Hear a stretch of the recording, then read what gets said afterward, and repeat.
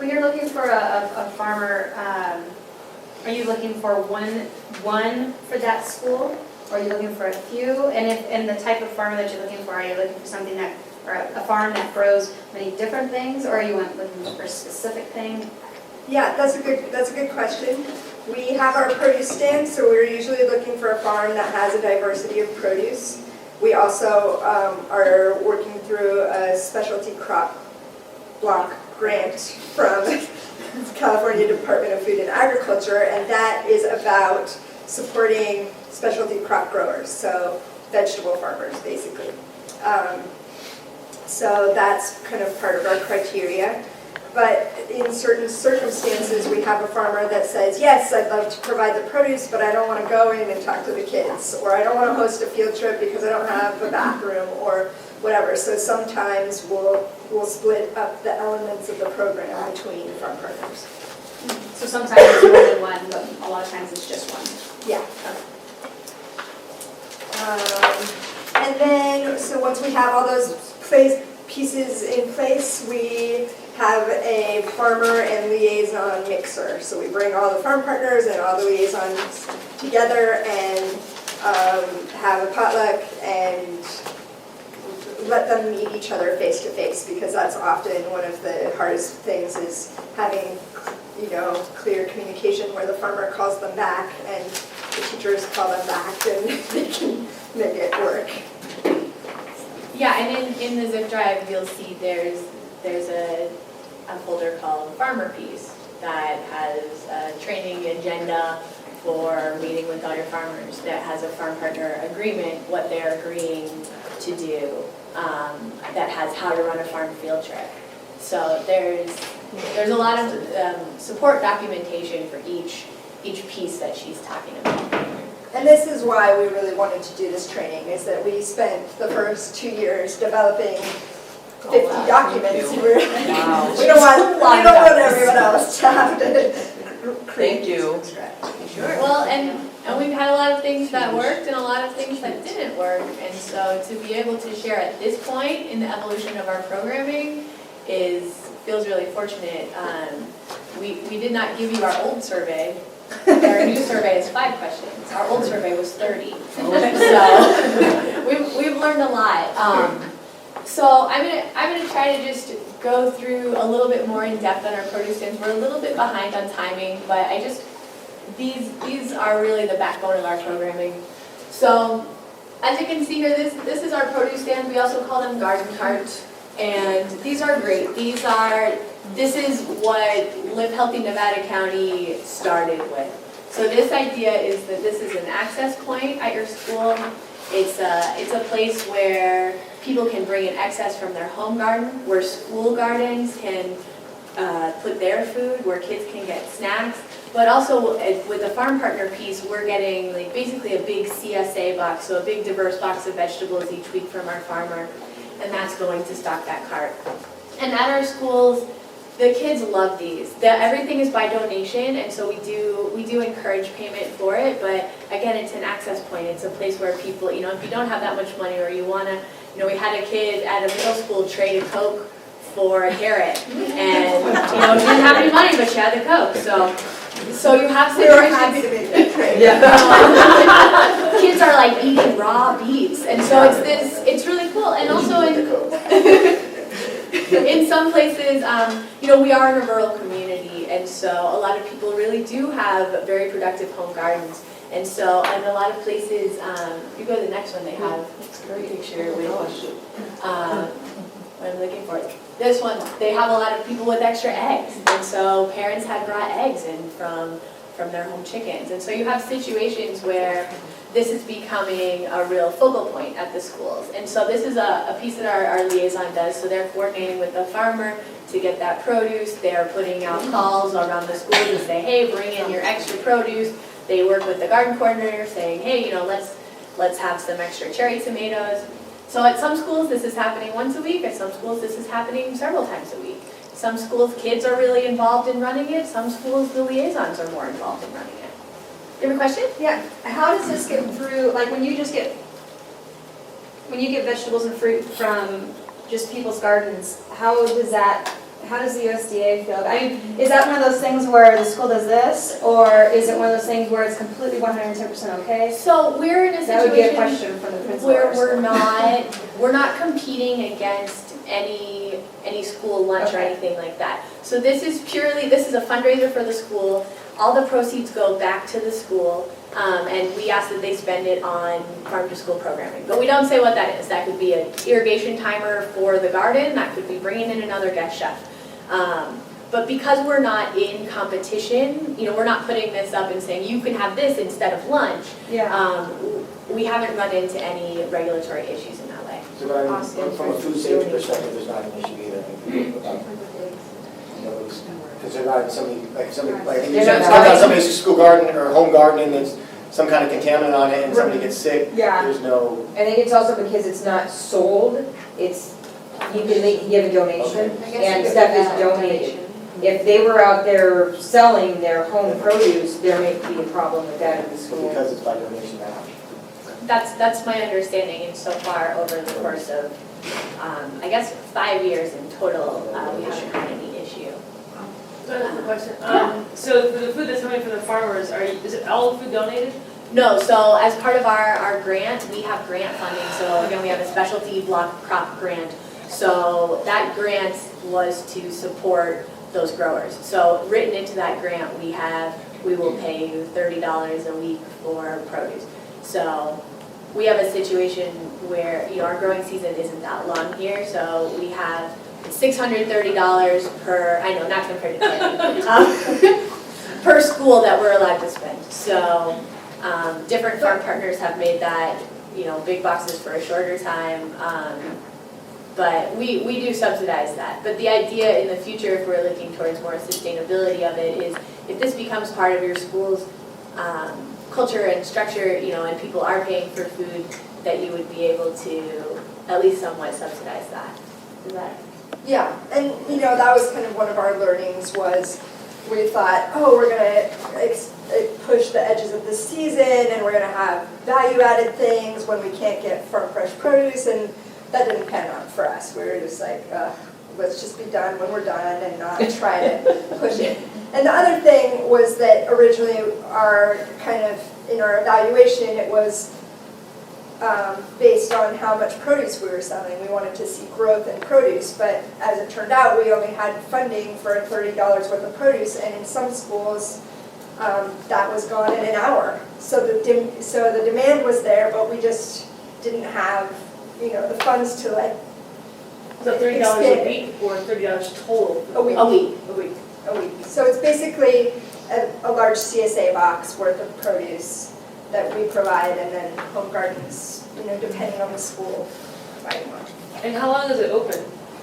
It depends on the farmer and what they're able to provide. Like for the day, like when it's Oh, when the cart, is it like 11 So that to 2, happens, or? they bring it out before school, Mhm. and usually, it depends on how quickly it sells out.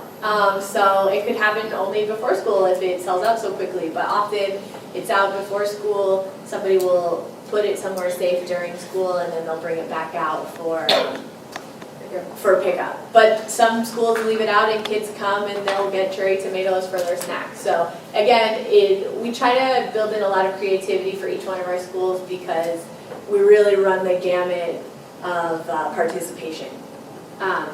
So farm field trips, this is my favorite because this is what I do. So like I said, we connect each one of our partner schools with a partner farm. And our programming, we are focusing on, we provide field trips for 3rd and 6th grades. So that focus is intentional. Because of that, we have one specific lesson that meets standards for each one of those grades that we're doing with that. But we're also, it helps in our evaluation process if we're focusing all on the same grade. So what happens is we have those kids, they go out to the farm, and usually what a farm field trip looks like is you have all the kids come at the same time, and then we do rotations. So we'll do maybe, at my farm we do 5 different activities, we have 60 kids come at a time, and we have the kids rotate through the activities. So that could be planting, harvesting, going on a scavenger hunt, learning about chickens. At some farms, the kids are excited to pick up rocks. like things where they're helping the farmer do something and be of service. So they're great. They love using tools. The farm field trips have been really, really well received, not only from the perspective of the students, but also the farmers. We've gotten a lot of great feedback from them. And so One farmer who did 2 field trips last week said, that was really fun, but it was way harder than farming. Yeah. it's tiring.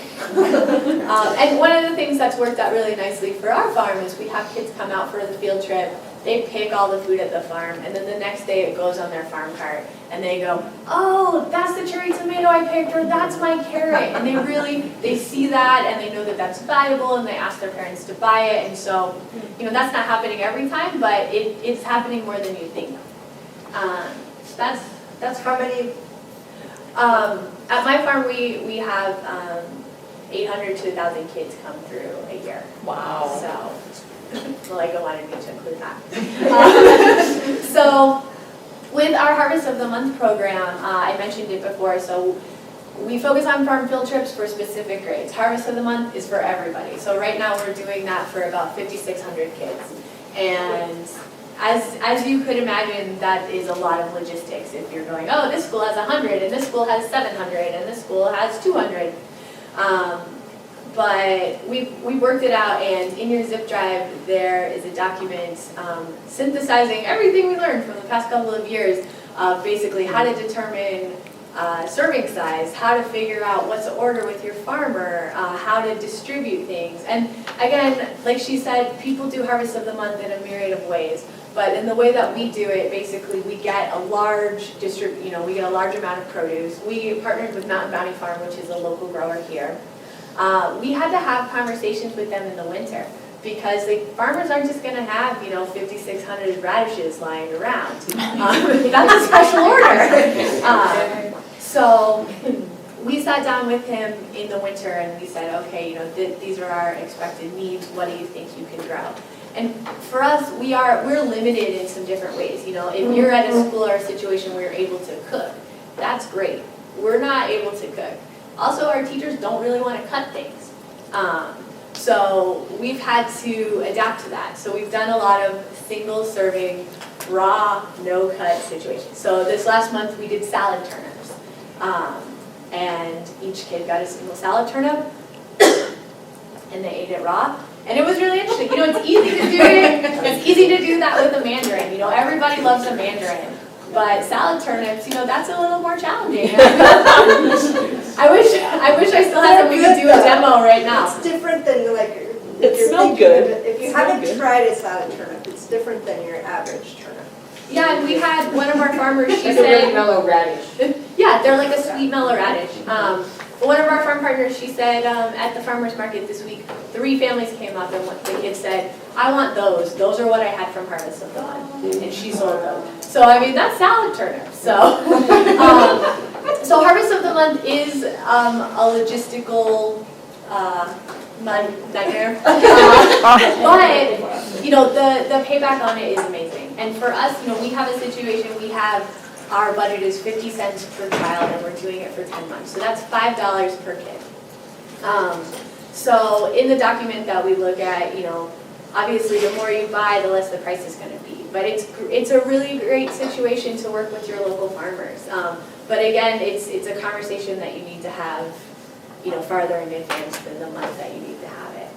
And I just wanted to share a little bit of our evolution of it. We started out trying to work with our food service director to help us with the logistics of getting the produce to all of the schools. And so for the first couple of months, she did do that where we had the farmer deliver at the central kitchen, which we do have a central kitchen that serves multiple school districts. So their trucks go out every day to all of these schools and they have some refrigeration. So we were able to do it that way for a while until they said, we're not doing this anymore. But that, I think, if you have someone who is willing to work with you, that's a great way to do it, because then rather than what happens with us now is that all the produce gets delivered to our office, and all the farm to school liaisons come and pick it up and put it in their cars and drive it to their school. And it's you're gonna have higher quality produce if it's staying in refrigerated trucks or, happening through food service, but, yeah. Great, and also it's worth mentioning all these people here, these are partners, so when we started doing Harvest of the Month, there was a lot of other entities that were also interested in doing it, and so they took our list and they ran with it. So we do a spotlight in the local paper each month, and that gets sent out to the public health department. There's a lot of different people who are taking this list and going, oh, okay, like we can demo that as well. So it's nice because we're working with public health, we're working with WIC, we're working with a lot of different people. So, kids might be seeing this one place, but their parents are also seeing it another place, and maybe they're having it in an after-school program. So the idea is that you have, consistent messaging.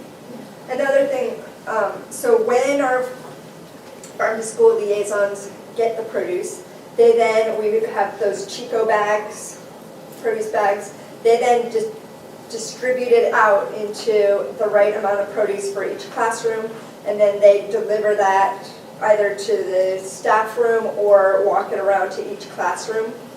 And in there, they have an educator guide, or they email it out usually a couple days ahead, and that's a 4-page educational resource for the schools, for the teachers to be able to link, that produce's history to whatever they're teaching or art. And so we do have teachers that really integrate it. They do fractions with the Mandarin pieces, or they do art projects with kiwis or whatever. And then we also have a Harvest of the Month survey that we put in there. And so the teacher does the tasting and then fills out the survey, which is very simple, which is basically, have you tried salad turnips? Do you like them now? Taste it. Yeah. Now do you like them? And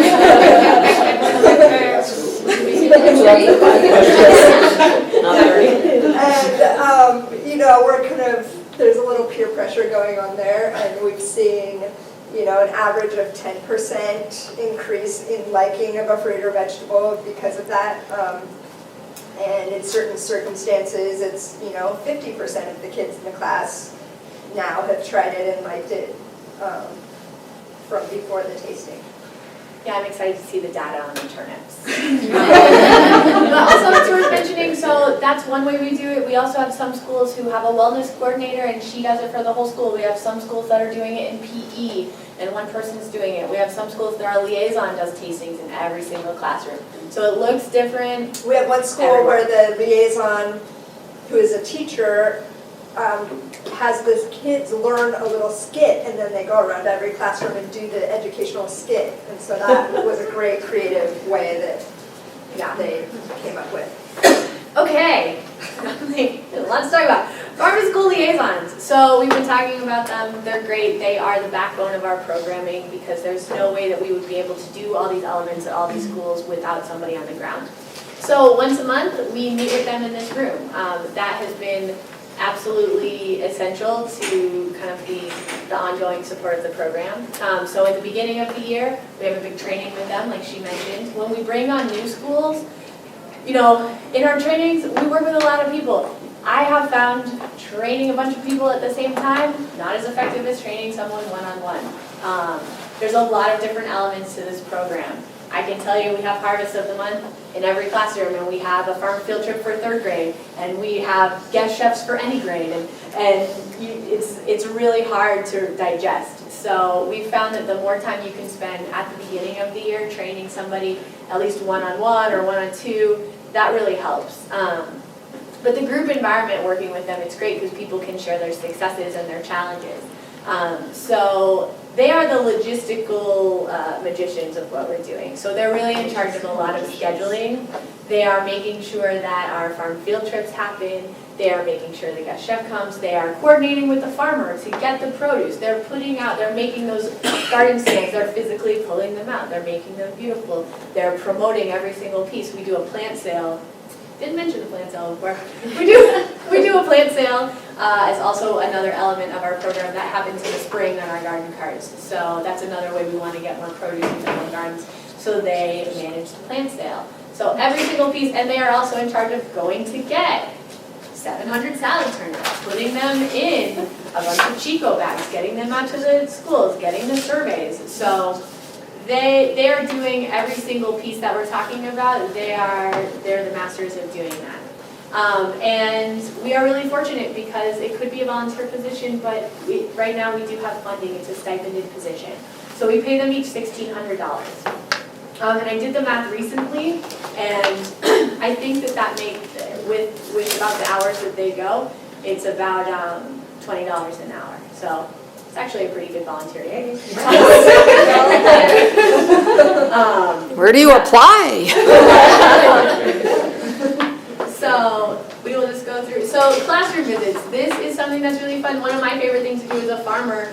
We go into the classroom and we plant seeds or we bring animals. So that's one of the things we do with our farmers. We've also had nutrition educators come in and make beef kvass or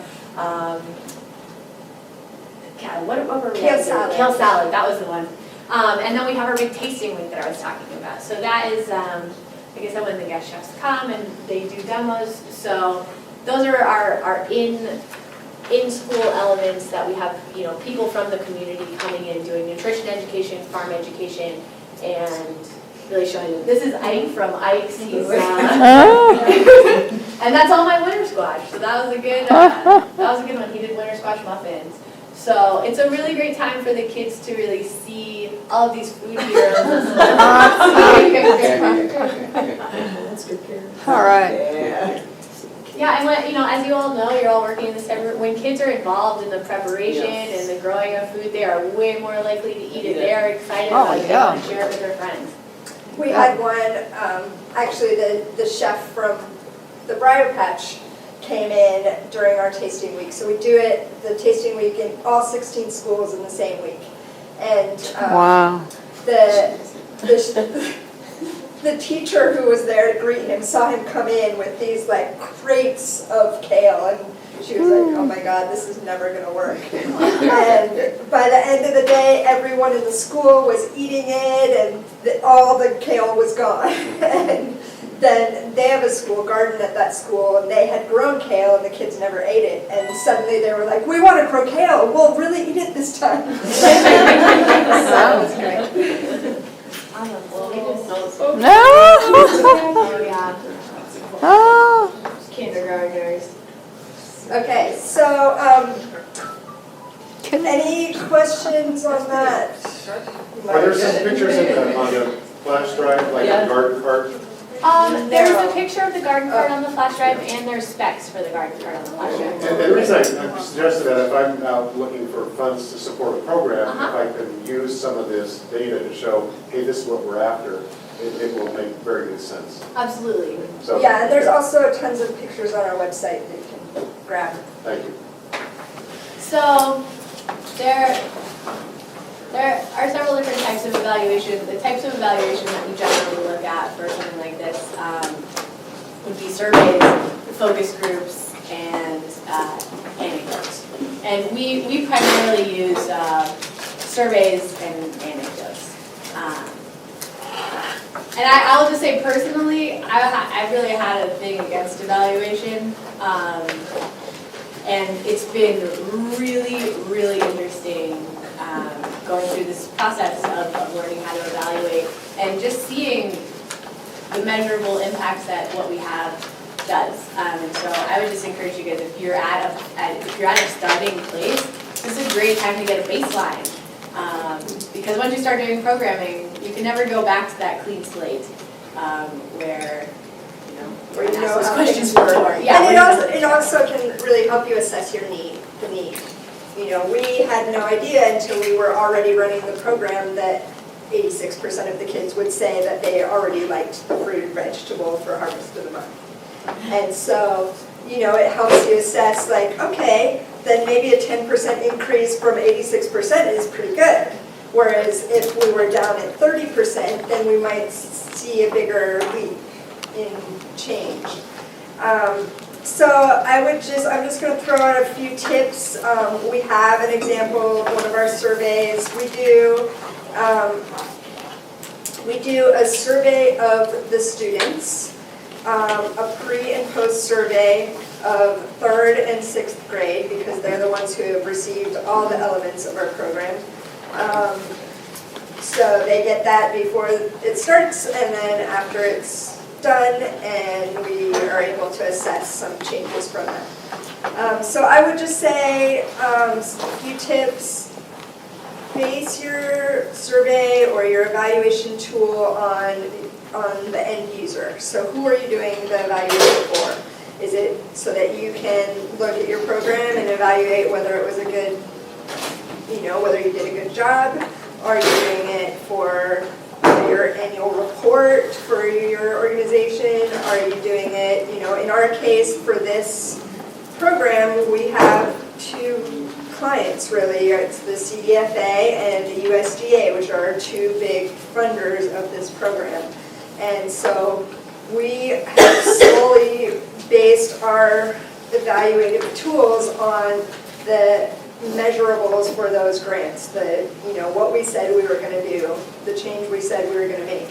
And there's all kinds of things that are really interesting to Amanda and I that have nothing to do with what we said for those grants. And sometimes we throw 1 or 2 of those things in just because we're interested, but they don't care because it isn't what we wrote in the grant that we said we were going to do.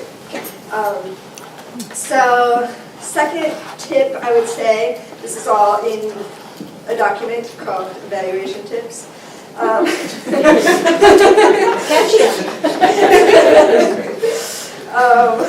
Is to try it out on real people first. This is something that people always told me and I never did, and now I understand why they said that.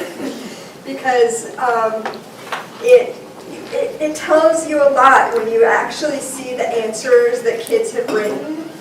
You really get whether they got the question or not. And it helps you shape the question to more effectively get the answers you're trying to get. So, for example, I don't know, what's an example of something that we didn't write the right way? If a fruit or vegetable came from a farm, it was in your school lunch and came from a farmer you met, would you eat more, less, or the same? And why would you give a kid the chance to say, I would eat less, like, from a farmer that I've met? Like, it was a situation where you just, I don't know, after inputting a lot of these surveys, I was like, why are we asking this question? But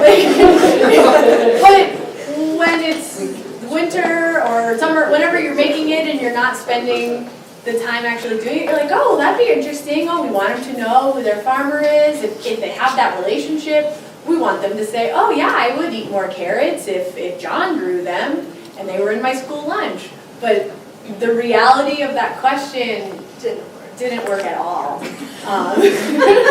So we Ask had, the question you really want to ask. yeah. Well, and then the other tip I would say is to actually put in some data and analyze it. Like, pretend you now have your full set of data and you're going to use it. What questions actually give you the answers that you want? Because we had 30 questions and then we were like, oh, actually there's only 4 of these that we're going to ever use. And this one kind of gets to it, but this one really hit it on the nose, and why ask it that other way? So, and again, there was lots of interesting questions, and we were like, oh, this is really interesting to know that they are not understanding there's a connection of, eating healthy foods will make me do better in class. Yes or no, like this is true or untrue. But we weren't teaching towards that question. And so if they answered that differently, if we weren't teaching towards that question, what use is that data? It's interesting, certainly interesting. But that's it, And so we had originally based our surveys off of a pretty well vetted evaluation model out of Oregon. And after using that, we scaled it down, and it's been a lot more successful. We also use SurveyMonkey. It is, you do have to pay for it, if you want some of the more functional services of it, I guess. But it's been great, because we sent you all a link to a survey, and we have that data, and it's really easy to get to, and you're able to get that data very easily. With our farm to school liaisons, if we have them entering surveys, they log into SurveyMonkey and they do it. It's a situation where you're drowning in paper, but you have paper. If there's this teacher who's like, I don't want to do that, you're like, okay, I'll give out the paper and we can input it later. So having those options, but having just that one storehouse for all the information is really helpful.